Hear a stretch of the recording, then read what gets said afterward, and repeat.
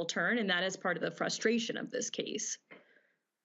And I'm also reminded of the Ahmaud Arbery case, for example, in South Georgia, where the local prosecutor would have prosecuted and went through 3 separate prosecutors before the state's attorney stepped in because of the public pressure on it. What has the state's attorney's office, the attorney general of the state, said? Like, what do you think would be necessary in order to get them to at least put some attention on? Because that's the case in Georgia where we did not get immediate action, but after several months of public pressure, we were able to get the state to step in. Yeah, I mean, so we have gotten, I wouldn't say stonewall as much by the state's attorney, but we have received a lot of conflicting information, and also have heard that apparently the information that made its way to the state's attorney office was not complete and in full. In fact, we learned that the prosecutor, once he inherited the case file for Derontae, it did not include the fact that a second autopsy had ever been conducted, that it only had information regarding the first and initial autopsy by the local coroner, which to us was just mind-blowing, right? That the state's attorney was only getting a portion of the story and not getting the actual ruling that his death could not have been by suicide. Again, just speaking to the point that at every single turn of the investigation, whether we seek answers or when we ask about the version of stories that people have received, it has been botched from top to bottom. All right, then. Look, it is unbelievable story, and certainly the family just needs some answers as to what in the hell is actually going on. So great work there, Campaign Zero. We appreciate it. Keep us abreast if you all able to make any movement. Yes, Roland, and if I can, while we have your viewers who were so engaged previously, I want to remind everyone that we do have a website titled Justice for Derontae, DERONTAE. And on that page, not only can you learn more about him as a human being and the light that he was as a person, but there is a call to action with contact information for the FBI and for the Department of Justice so that you can make your voice be heard and demand that we get some answers and an external investigation. All right, Katie Ryan, we appreciate it. Thanks a lot. Thank you so much. All right, folks, got to go to a break. We'll be right back. Roland Martin Unfiltered right here on the Black Star Network. Next on the Black Table with me, Greg Carr, we welcome the Black Star Network's very own Roland Martin, who joins us to talk about his new book, White Fear, How the Browning of America is Making White Folks Lose Their Minds.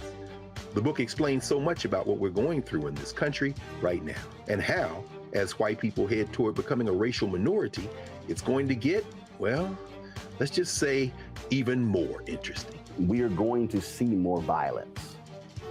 We're going to see more vitriol, because as each day passes, it is a nail in that coffin.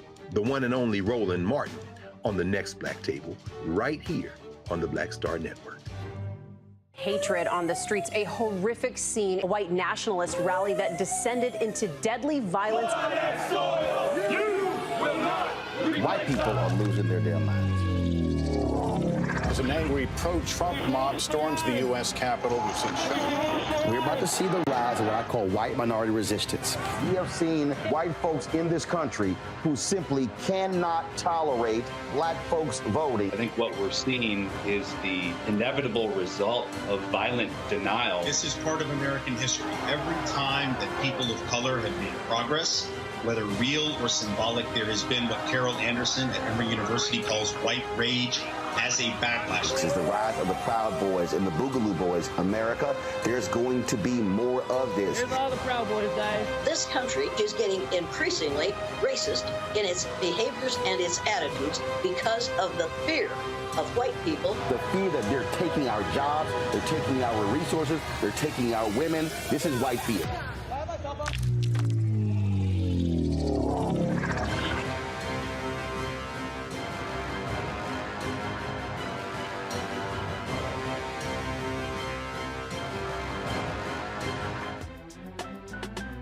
I'm Faraji Muhammad, live from LA.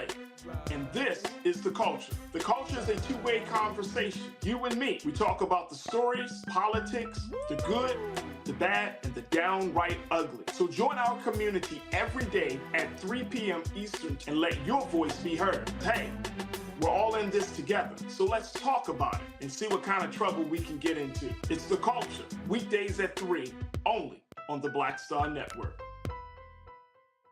Hello, I'm Jamia Pugh. I am from Coatesville, Pennsylvania, just an hour right outside of Philadelphia. My name is Jasmine Pugh. I'm also from Coatesville, Pennsylvania. You are watching Roland Martin Unfiltered. Stay right here.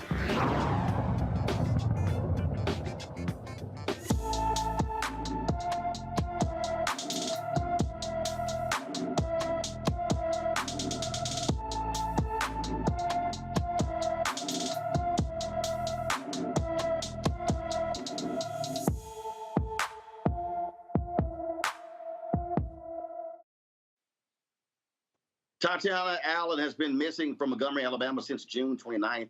The 16-year-old is 5 feet 8 inches tall, weighs 145 pounds, with light brown hair and brown eyes. Anyone with information about Tatiana Allen should call the Montgomery, Alabama Police Department at 334-241-2651, 334-241-2651. All right, folks, a white bus driver asked two black men in Fargo, North Dakota, to actually move to the back of the bus. No, seriously. And the bus was empty. Watch this. Okay. Oh, you got me on camera? I got 6 cameras on this bus. So then they know that nothing's going on. Thank you for saying that. Thank you, camera. Yeah. Thank you. Okay. You want to ride or not? Yo, you bothering me. I'm doing what you asked me to do. I'm back here. I took a seat. Okay. Right. Driver? That's it? All right. I have to use the restroom. No. I'll tell you what to do. Okay. And we'll have the camera watch it. That's cool. Hold on. Oh, that's cool. I know I have to go. No, I have to go. I'm right now. Are you guys trying to start something? I went to the back of the seat. Nothing wrong. So I'll call them right now. Because we did nothing wrong. We not started you or anything. You have an attitude with us. I asked you a simple question. I did nothing to you. It's on camera. So if you really want to do this, we can do this. Oh. You said you were going to call it. I was referring to you. I asked you a simple question. That's why I think my great one. I ride with Steve all the time. Jefferson Line. I ride with Steve all the time. It wasn't the guy who got the back. Shorter, stockier white guy. Super nice with the daughter that rides sometimes. I've been riding with him for a long time. I don't remember his name, but the point is, he's never treated anybody like this. I asked you a simple question. I just said, and it's all on film. You came across with attitude. No, I didn't. We wrote. Everybody was wrong. Yes. No, sir. This is the morning. Okay, hold on. It's cool because I'm asking him. It's on camera. All right. It's on camera. I just need to go where I'm trying to go, man. We all have cameras, but that's why I'm saying, if you really want to call the cops, we can call them because nothing was wrong. Nothing did wrong. There's no physical assault. Go take your seat before I change. All right. So all I'm saying is, I asked you a simple question. And I tried to answer it, but you were interrupting me. Sir, I was turning around and you're sitting there. Hey, I gotta go. We gotta go. Turn around and say, oh. As if like you're trying to banter. You're trying to something that I asked you a simple question. I turned around to walk away. You're steady in front of me, watching me. And I turned around like this and looked, and I said, okay, I'm going away. Let's back this up to the beginning. Can we just go? Let's just go, man. I showed you Let that man. Like I always do. And I said it's right there, so that way you can look on your map. On July 13th, when they showed their tickets to the Jefferson Lions bus driver, despite no other passengers being on the bus, Kobe McFarland asked them to actually move to the back of the bus, then threatened to call cops. Jefferson Bus Lines has since apologized and is investigating the incident. Rebecca, I'm confused. There's nobody else on the bus. So, spoiler alert: that bus driver needs to lose his job. They need to go ahead and settle and write the check to those two black men. But this is one of those things. Things are so stupid in this country right now. Do you fight back when that happens and possibly get arrested, get beat down, possibly get killed by cops or get killed by that person if he pulls out a gun? Or do you record it so you can live to see another day? It's one of those things where it's like my first instinct is make me move. You're going to physically move me. I'm not about to sit in the back of the bus. But then also trying to figure out what does it also mean responsibly for people to be able to get home safely, and that's where I'm kind of stuck here. Yeah, Robert, I think they're gonna have to cut a big check. Yeah, I'm reminded of the Dred Scott decision, which I remind people was never actually overturned by the Supreme Court. It was overturned legislatively by the 14th Amendment, but technically it's still good law, which says that a black man has no rights that a white man is forced to respect. And I think that's what we saw in this situation, that if you just look at the way the driver was speaking to them, he was speaking to them from a position of authority, almost as if he was a plantation owner who had some unruly Negroes on his property. There was no level of understanding, respect, no opportunity to simply discuss it because he came up to them in a very aggressive manner, and I'm still not quite sure why. I'm not quite sure what the predicate of this was. As was mentioned, is a completely empty bus. This appears to be a situation of an individual who is taking out their own personal experiences or prejudices on the general public. And as was said, I think that these young men will more than likely be well compensated for this event. Hopefully they will connect with some great civil rights attorneys that can navigate them through this. But also this bus company, this bus line needs to make sure they are enforcing some HR and those diversity, equity, and inclusion programs that Ron DeSantis hates so much. Well, guess what? Maybe if you train your employees that way, they don't have these sorts of interactions, and then you don't have to pay out a multi-million-dollar settlement. You see how that works? It's not about cultural Marxism. It's about saving you money in the long run. Final story before I let you go. I'm here in Alabama, Birmingham, for the National Association of Black Journalists Convention. And so, the Carlee Russell case, you've now got a Alabama lawmaker who now wants to make it a felony to fake a kidnapping. Now, mind you, she's facing charges. But this is a perfect example of how nonsensical and crazy white conservatives are. We're talking one woman, and you want to change state law because of one woman? Robert, this is stupid and it's ass backwards in a place like Alabama. But this is what happens in these red states where they have the highest incarceration rates in the country. Of course, and not just that. Think about the chilling effect it may have on individuals potentially reporting kidnappings.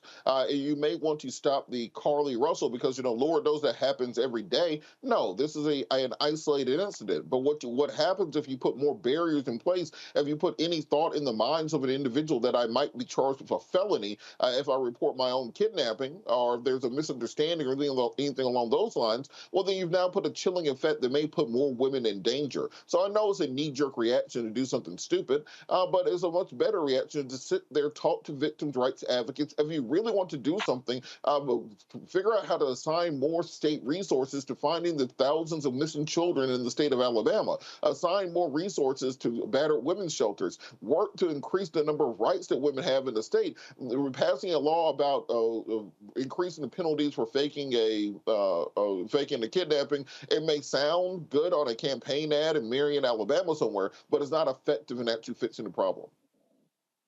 Rebecca. The last time we talked about it, some of your viewers thought that I was defending Carlee. And I just want to make it clear, I am not. What she did was very clownish, especially for allegedly doing this over because her boyfriend allegedly cheated. Great. But that said, just like what Robert said, bottom line, if this was a white woman who did something like this, and we see plenty of white women who claim that someone assaulted them or that they were kidnapped or someone attempted to take them, we don't see this knee-jerk legislation. So while, yes, we think what Carlee did was clownish behavior, at the same time, this doesn't make sense. Even some of the state legislators in Alabama said that this might only happen once every 5 to 10 years. I think they're trying to make an example example out of her because she is a Black woman who, yes, in this instance, was very clownish.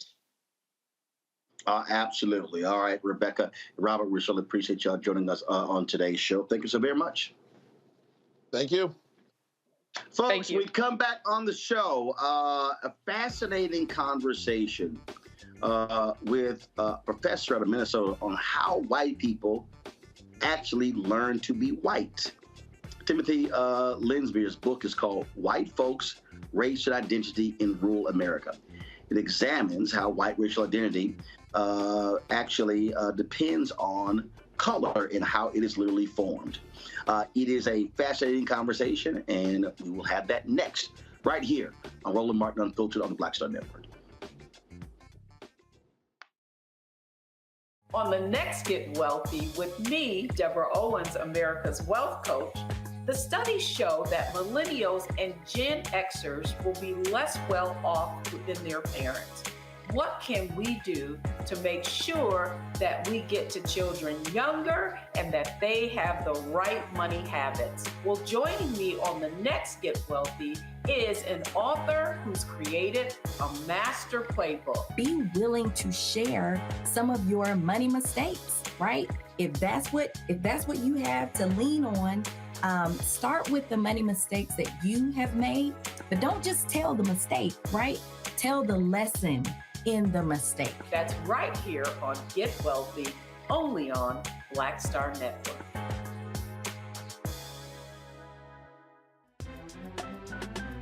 I'm Faraji Muhammad, live from LA. And this is The Culture. The Culture is a two-way conversation. You and me. We talk about the stories, politics, the good, the bad, and the downright ugly. So join our community every day at 3 p.m. Eastern and let your voice be heard. Hey, we're all in this together. So let's talk about it and see what kind of trouble we can get into. It's The Culture, weekdays at 3, only on the Black Star Network. Hello, I'm Marissa Mitchell, a news anchor at Fox 5 DC. Hey, what's up? It's Tammy Roman, and you are watching Roland Martin Unfiltered.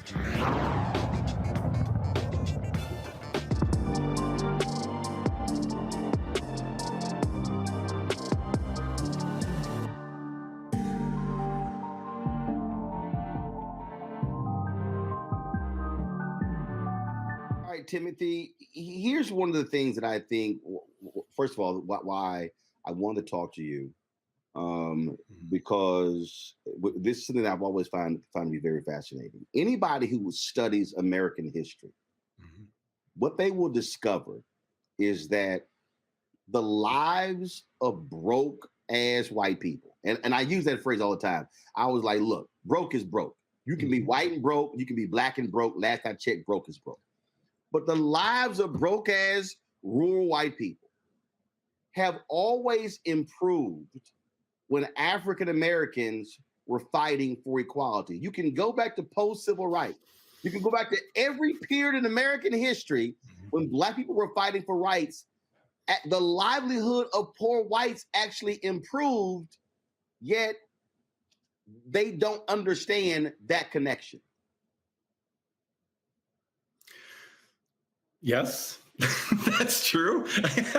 In my reading of history, I would say, yes, that's true. I guess I would add two things to that, right?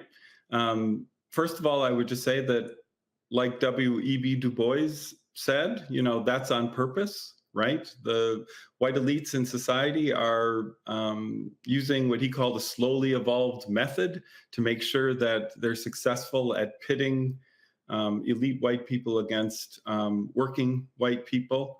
And, they use all sorts of different tactics to make sure that happens. And unfortunately, poor and working white people have often gone along with what white elites were saying was the problem, which was to put it on Black people and other people of color.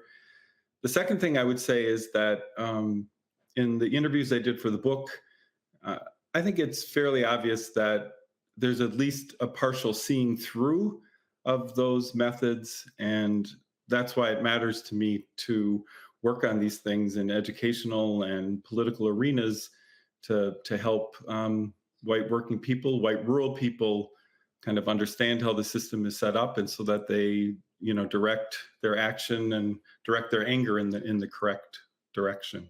Well, during the 4 years of Donald Trump, it was crazy to me. I would see these stories, and I would see all of this economic anxiety, and I would see these dairy farmers in Wisconsin and other farmers in Iowa and Illinois, and they would be going on and on and on. And I would sit there and go, you do know the fool who's causing the trade war with China, which has caused milk prices to plummet, soybeans to plummet, is the very fool who y'all say are going to save you when he caused your problems, and then turned around and 25 billion went to farmers, nearly all white, and it was like, yay. And it was kind of like, but the money came because he caused the problem that actually devastated you. And what killed me the most, Timothy, I said that was a guy.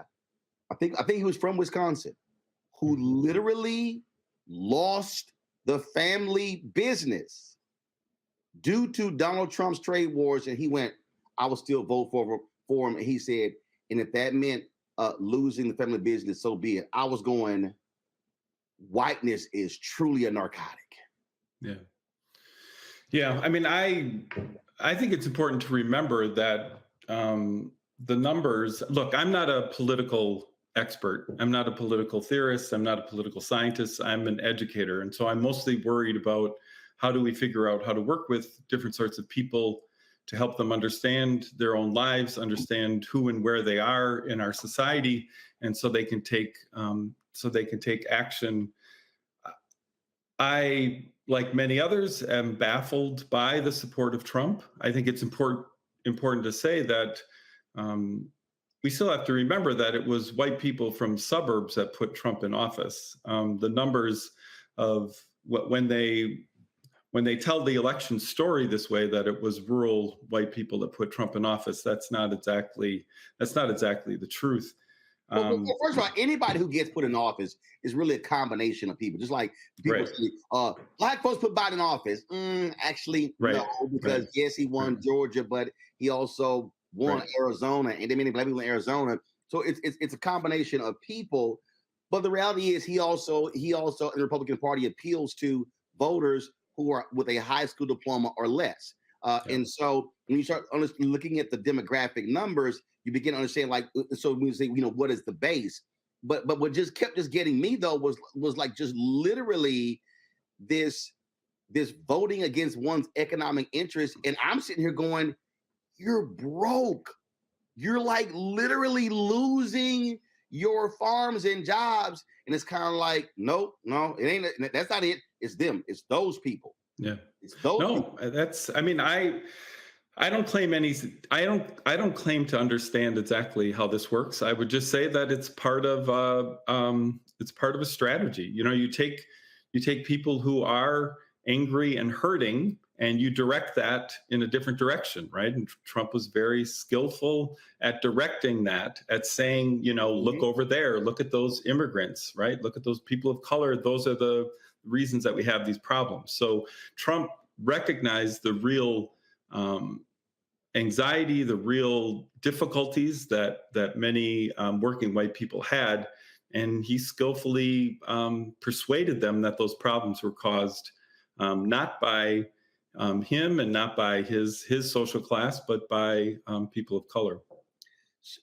But when you're listening to these folks talk, and when you're talking to them, and again, I'm not disparaging all, but again, as somebody who spent so many years covering these stories and really getting pissed off when I see mainstream white media be clueless about this, it is as if they have no understanding of history and an understanding of how we got to this point and how white supremacy actually impacted white people in their thinking when they begin to look at people of color. Yeah.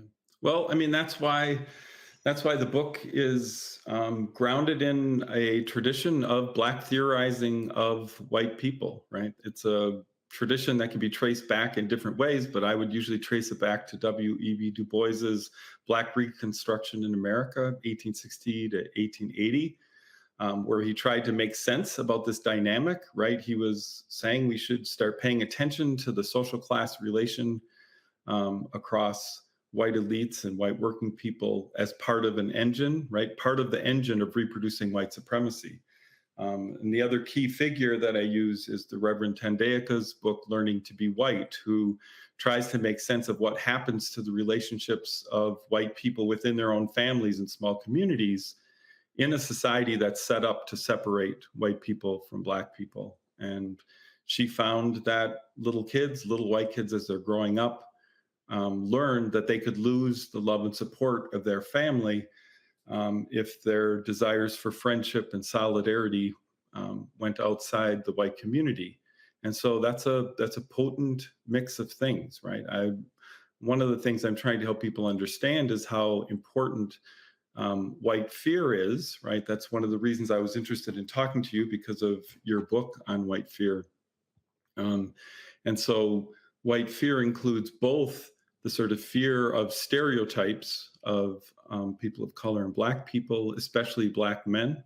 But white fear also includes a fear of your own community, right? And I'm trying to help people understand that in our anti-racist efforts, we have to start making sense of, paying attention to, and figuring out how we're going to respond to both of these sorts of fears. And so far, in many of our educational efforts,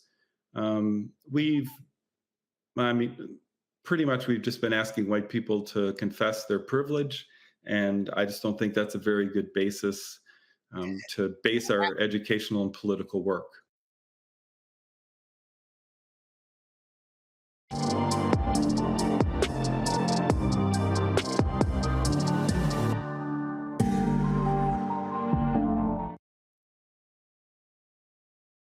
Folks, Black Star Network is here.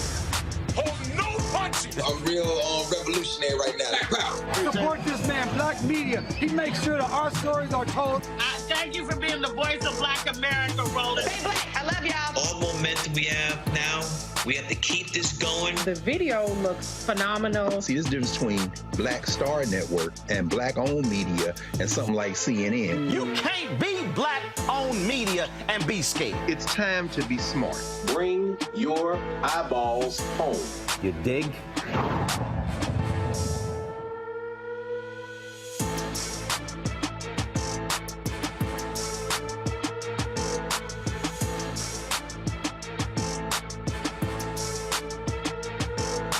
On the next Get Wealthy with me, Deborah Owens, America's Wealth Coach, the studies show that millennials and Gen Xers will be less well off than their parents.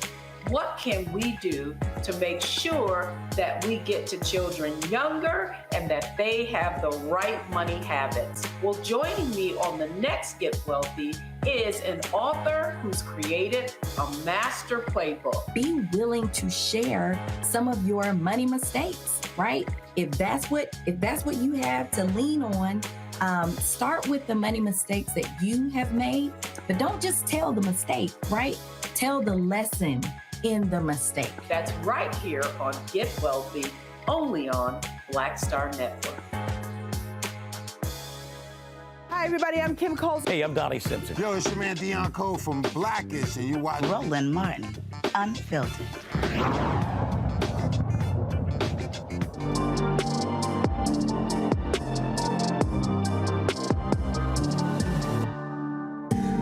Here's the thing that I concluded years ago.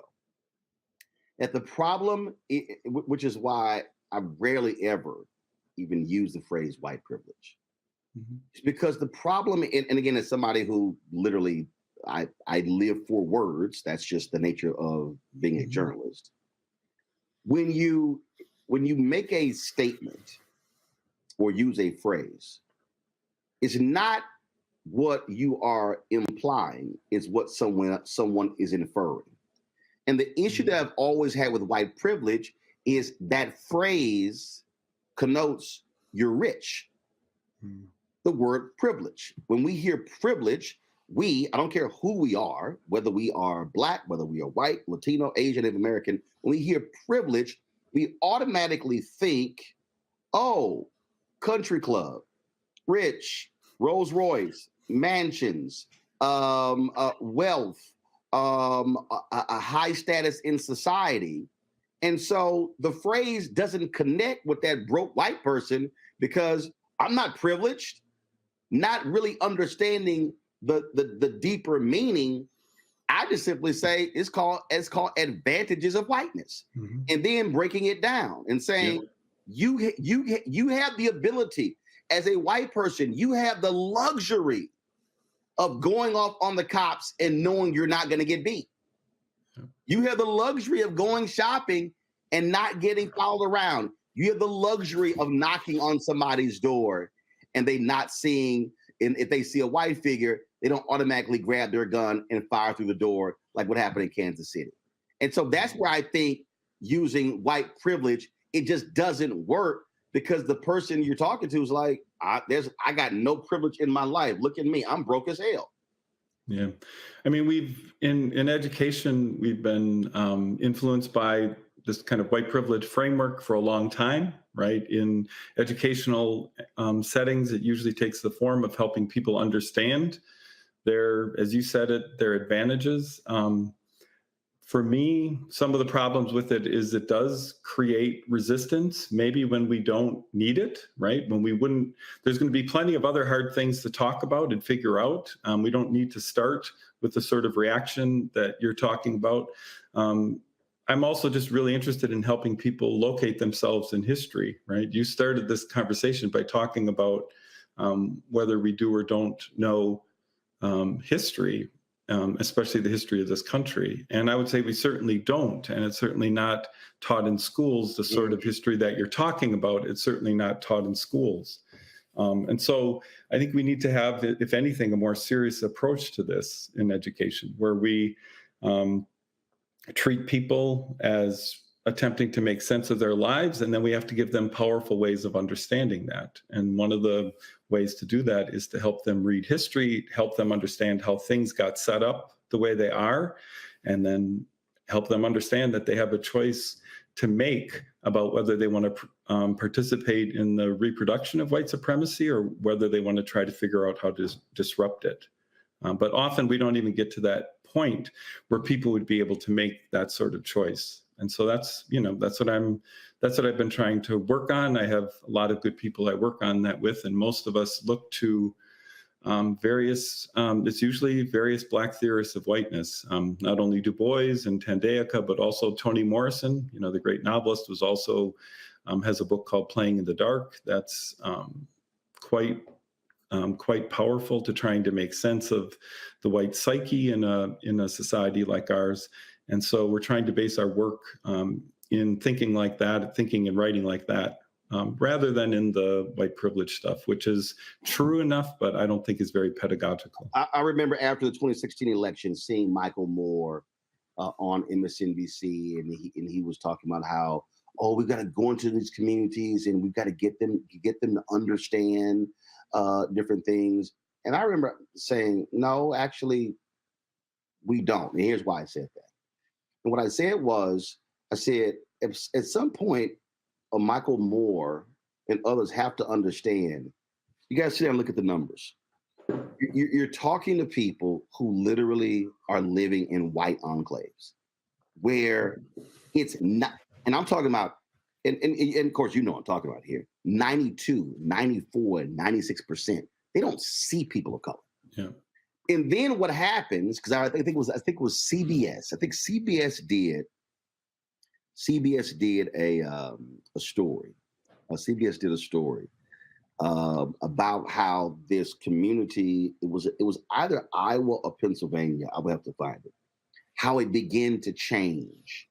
And all of these folks, how it used to be, and we could do this and we can do that, and all of these different things. And what they were saying is, before these people, they were talking about Latinos, before they begin to come in, this is what our community used to be. they are living in places where there is no diversity. And their entire worldview is whiteness. And that's and so we have to understand, people are sitting here going, I don't understand. We're living in these other places where it's diverse. No, these places are not diverse. Companies have left. The way of life is literally just just whiteness, and everything is ingrained in that. And anything that they actually know about people of color is coming from television or social media. Yeah.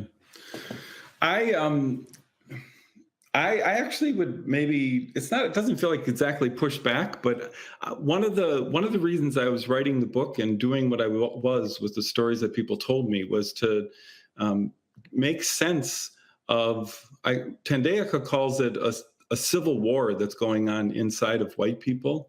And also Ralph Ellison helped me a lot with this, his essays in Shadow and Act.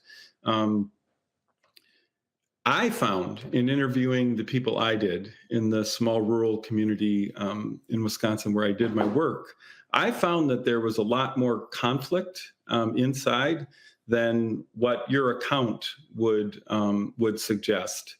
And I ultimately located that with the help of Ellison in a sense that white people still wanted to believe that they were part of a country that where equality was like an aspect of the sacred creed of the country. And then at the same time, they understood that this country was not characterized by equality and was radically unequal. And Ellison asks then what happens when white people understand that they say they believe in and want something, but they see that it's exactly the opposite in everyday life. And some white people, right, a small number, respond to that conflict by trying to become part of groups of people trying to change their communities and societies and make it match up more with this sacred creed of equality.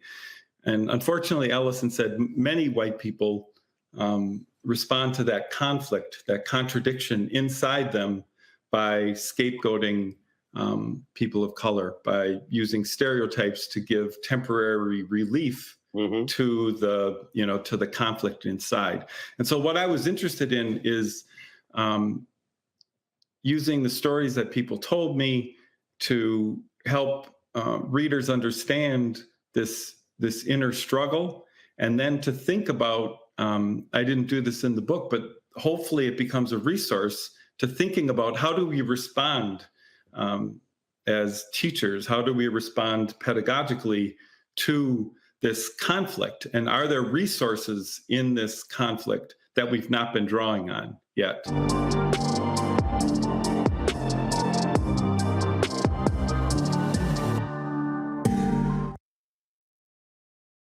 Next on the Black Table with me, Greg Carr, we welcome the Black Star Network's very own Roland Martin, who joins us to talk about his new book, White Fear: How the Browning of America is Making White Folks Lose Their Minds.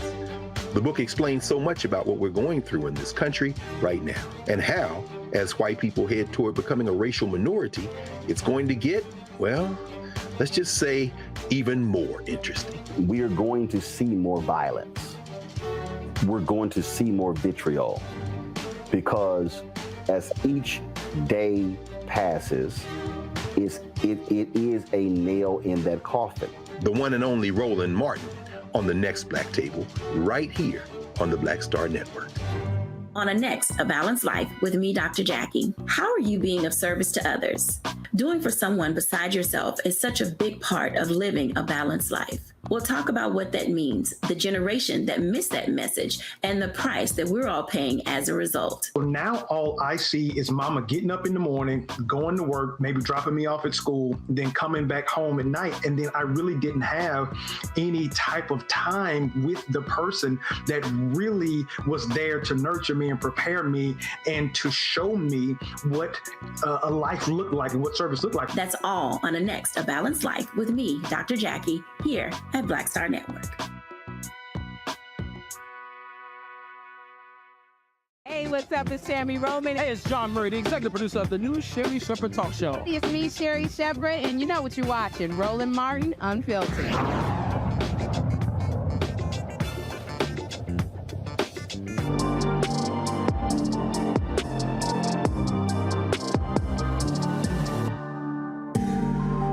When we talk about, again, this rural versus city dynamic, it is a battle of land. Yeah. And when I say land, it is a battle of how political lines are also drawn. Yeah. And the reality is how power is now determined. Yeah. So when you now look at a lot of areas, and I'm actually speaking more state than actually federal, but it also applies to both, where you have very few people who literally have more power than places where there are a lot more people, and the places where there are a lot more people are far more diverse than those places where there are few people. And so now what happens is the individuals who are living largely in these white enclaves, in these rural areas, they have real power. And their votes are determining actions that are taken in states all across the country, whether we're not talking about just Wisconsin, just Iowa, just Illinois, but we're talking about Texas, Mississippi, Tennessee. We're talking Michigan. I think people don't understand. You go outside of Detroit, Pontiac, Lansing, Flint, Michigan is rural America. Yeah. And so now you have that power dynamic in terms of where they hold significant sway in state houses and yes, in Congress as well. And I think this friction, that power dynamic is also a part of this. Yeah. Yeah. I mean, I would defer to you on that. I mean, you're smarter about those things. I'm much more focused on trying to figure out how people are making sense of their lives and then figuring out how we would then work with them and be with them to lead towards them being mobilized for anti-racism. And for me, in their teaching, right, in their living. A former student of mine, Ezekiel Joubert, and I edited a special issue in a journal dedicated to research on rural education. And we looked at Black Lives Matter protests in rural areas. And one of the points of that special issue and what the authors were taking up is just to remind people also that many Black people live in rural areas too. Yep. And so we have this image of rural areas as kind of monocultural, and all white. And so it's useful to remember, especially historically, right? Many Black farmers are losing their land now, but that's also a function, frankly, of mainstream white media. Yeah. That when they're doing these diner stories, it's like, I swear, ain't no Black people don't go to diners. I mean, you turn on Fox, MSNBC, I don't care what the network is. So part of this thing is what media has done to create this impression that when you say rural, it means white. Yep. And I have to say, when I went into the research, I fell into a version of that. I fell into a version that I would somehow be describing people in a community where the idea of isolation was like the key thing. And eventually I had to lose and give up that idea, because what I actually found was that white people were always creating themselves up in relation to people of color. And like you said earlier, it is not necessarily or not mostly in creating themselves in relationship to actual people of color, right? They're doing it in relation to images and going back to novels and radio and TV. They're using it they're using these images, often these stereotypes of Black people, and they're creating themselves as white people in relationship to those.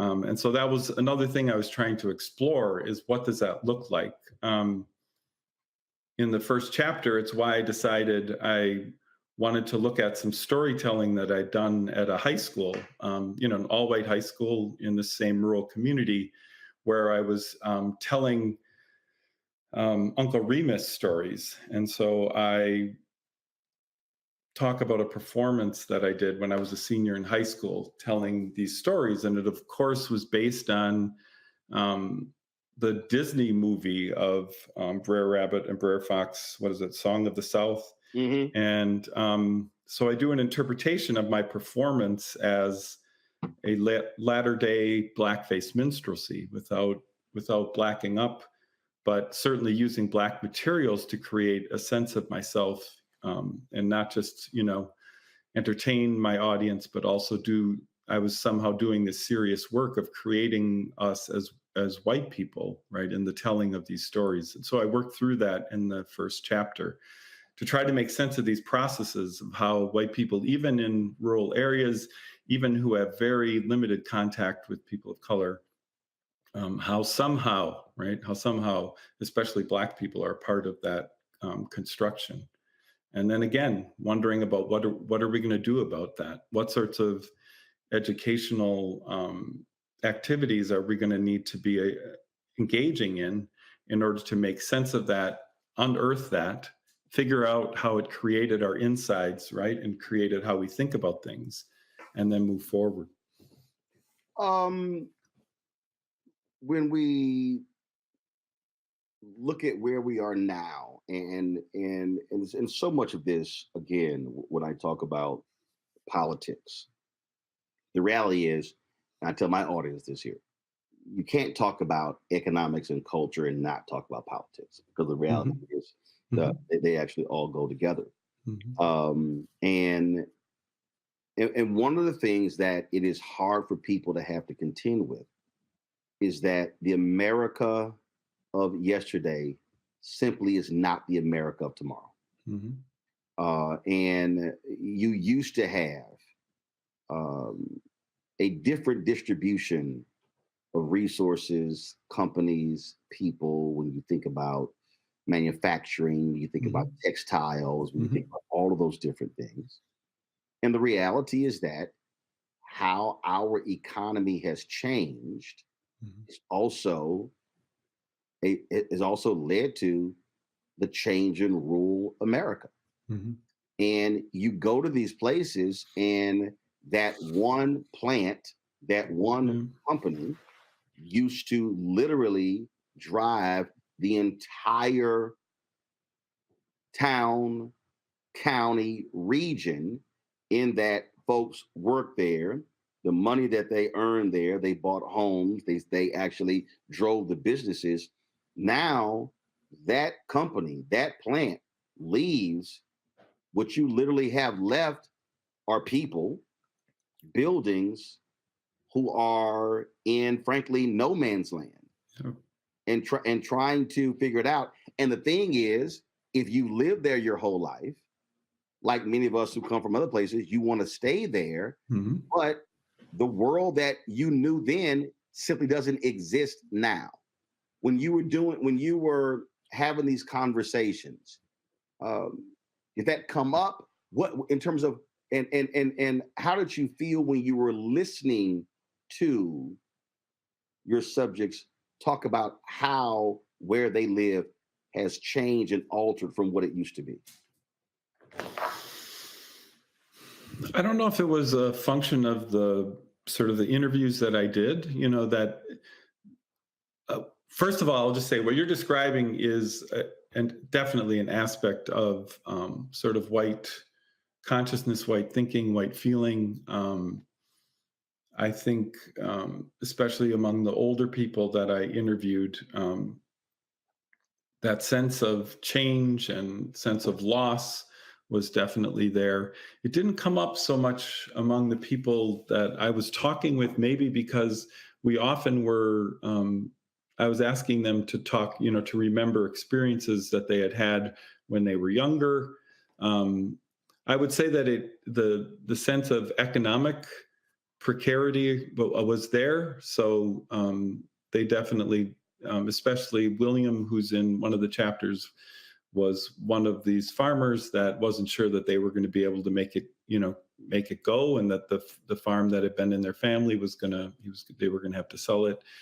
I didn't see quite the nostalgia for, I guess, for the way things had been in these interviews. One way that I did see it happening, and I just from my own family that still lives there, I can feel this, is if there's a nostalgia, it's for a sense that it's for a sense that America stood for something good, and that's what's been eroded. And President George W. Bush was, I think, very challenging for people like my parents, who wanted to believe that the United States stood for something good. And I just remember having a conversation with my mom once about, torture being now on the table as a legitimate way of gaining information. And I could just watch how difficult it was for her to put this together, what she wanted to believe about America. So I would say that's one of the things that I haven't figured out how to work through yet with people, is just a wanting to believe in the United States as standing for something good, I guess, especially internationally, but also internally. Obviously, once you start seriously taking up, these racial histories and social class histories, the United States start looking like something different. So.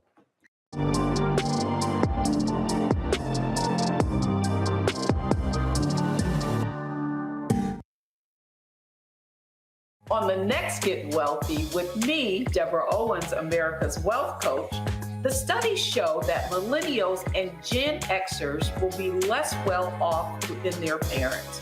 What can we do to make sure that we get to children younger and that they have the right money habits? Well, joining me on the next Get Wealthy is an author who's created a master playbook. Be willing to share some of your money mistakes, right? If that's what you have to lean on, start with the money mistakes that you have made, but don't just tell the mistake, right? Tell the lesson in the mistake. That's right here on Get Wealthy, only on Black Star Network.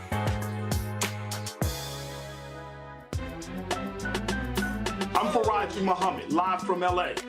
And this is The Culture. The Culture is a two-way conversation. You and me. We talk about the stories, politics, the good, the bad, and the downright ugly. So join our community every day at 3 p.m. Eastern and let your voice be heard. Hey, we're all in this together. So let's talk about it and see what kind of trouble we can get into. It's The Culture, weekdays at 3, only on the Black Star Network.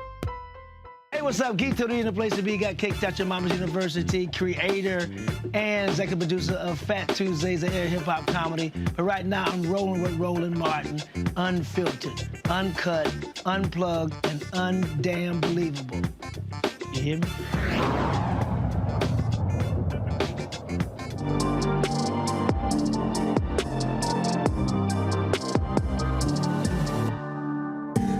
I believe that the reason you got so much friction right now with the 1619 Project and with Black Lives Matter and with so many other groups out here is because, again, with the demographic shift, you now have people of color who are in position to be able to tell our own story. Yep. So we no longer have to abide by, frankly, what white historians have told us. Yeah. And I think that, like, for instance, I was going through my bookshelf last night, and so I've got Stephen Kinzer's book, Overthrow, and where he details in his book the 13 different times the United States directly overthrew other governments. And it is unsettling to a lot of people to have a conversation about a bunch of evil stuff that we've done. Like, oh no, wait, no, not America. We're the greatest country that's ever been created. God is, and it's like, you do know we didn't, that just didn't just happen all out of goodness and love and harmony. And I'll use Colin Kaepernick, as an example. People were so pissed off by that. A lot of white folks were pissed off by it because Colin Kaepernick dared to say, sorry, I just don't have the same apple pie, everything is wonderful view of America. And I think that is also a part of this white-black dynamic. And even a lot of white folks are having that problem with their young white kids, nieces and nephews, because they are now going, hey, hold up, all that stuff y'all told us, everything wasn't kosher. Yep. Absolutely. I mean, and that's why the Reverend Tendeika's work is important to this book, because she really tried to make sense of what was going on between white parents, white adults in a community, and their own children, right? And what she found was this, which I think is true, that children aren't born with racist ideas. They initially have all sorts of desires that go all sorts of different directions, for different sorts of friends, for different sorts of songs they like, for their participation in popular culture, their stories they like, and they learn, often not in dramatic ways, they learn that there's something wrong with them for having desires that stretch outside of the white community. And so one of the difficulties here is that a lot of those experiences are buried, both buried in time, that they happened when people were young, but they're also buried because when you're going through these as a young kid or a youth, you don't exactly know what the problem is, right? Tendeika tells this story about, I can't remember what she named him in the book, but he's this little 5-year-old kid, and every day he plays with 2 black kids that live down the street, and he's having his birthday, and he says to them to come to his birthday party. And then these 3 little kids are weaving their way through all these white bodies, all of the kids, family and aunts and uncles, and the little kid knows that there's something wrong, and he knows that there's something, the something has to do with him inviting his friends to his party, but none of it is named, right? None of it's all this kind of quiet thing that he feels, that he's somehow done something wrong, or there's something wrong in relationship to his friends. And Tendeika uses stories like that to try to make sense of then this problem that white people have, which is that they learn that the love of their families and communities is very conditional, and it's conditional on them staying within their hopes, their dreams, their desires for friendship, staying within the white community. And that's a difficult thing to work with and uncover. I have my students read work like Tendeika's and what I was trying to do in these stories. And so it's not impossible. And they do start figuring out how the love and support of their community was conditional on them pledging allegiance to whiteness. So it's not impossible to work through and try to figure out, but it's a potent, powerful thing. And I would say it's, like Tendeika says, it's one of the engines of the reproduction of white supremacy, this fear of our own white communities. A couple more questions. I've long said that what America needs is we need a minimum of 1 million Jane Elliott's and Tim Wise's. And I've said that if we're going to confront what's happening in this country, and I say this in my book, White Fear, it's going to take white folks going in spaces and places with other white people to lead, to promote these very difficult conversations. And it can't be black folks, frankly, trying to save white folks again.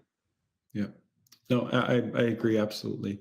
I've been trying to be a part of groups and support groups of people doing that work, where we take on the responsibility of working with white people on these questions. There's all sorts of reasons that that's the correct thing to do. we get tripped up sometimes because, you know, we grew up in this society, and so we took on ideas like that it's only people of color that are racialized in this country, and so then therefore anything having to do with race has to, like, at every moment have people of color involved, right? Or else we can't trust it or can't do it. So we have to overcome these fears that somehow we're going to do it wrong, or that there's somehow like a separatist kind of aspect of this when we say that white people are going to work with white people. But I absolutely agree with you. Absolutely agree with you. And that's, you know, that's the kind of work I've been trying to do and the kind of work I've been trying to support. I ask every author this question, so I'll ask you this. What was your wow moment as you were researching or writing this book? Something that you heard or came across where even you went, yo, wow, that's nuts. Well, I don't know about you, Roland. I work very, very slowly, right? So I don't know. I you work fast. I have a feeling you work fast. I work very slow. So my wows are probably stretched out over a long time. I would say the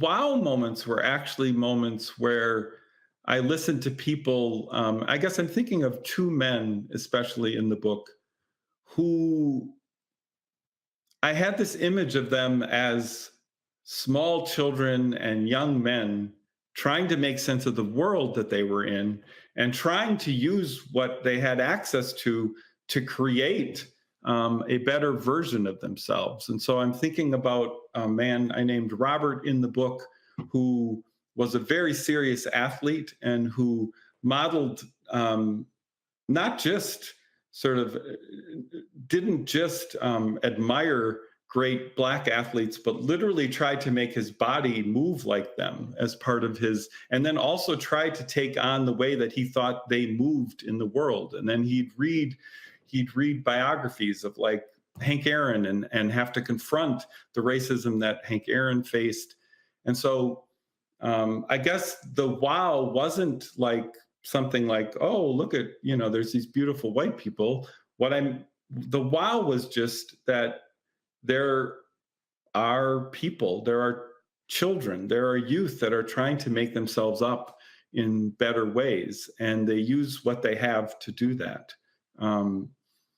You started this by talking about, how social media creates these images of things, right? And another person in the book, Stan, he talked directly about all the ways that Black men are stereotyped in the media, but he was also able to find, documentaries of the civil rights movement. And so he was consciously trying to counter the stereotypes that he was encountering in all these other places by other things that he could find. So I don't mean this as some sort of great big hopeful thing. We're in largely hopeless situations most of the time, but people are trying to make sense of the world. And if we can help them continue to make sense of it in more powerful ways, I think some things can happen.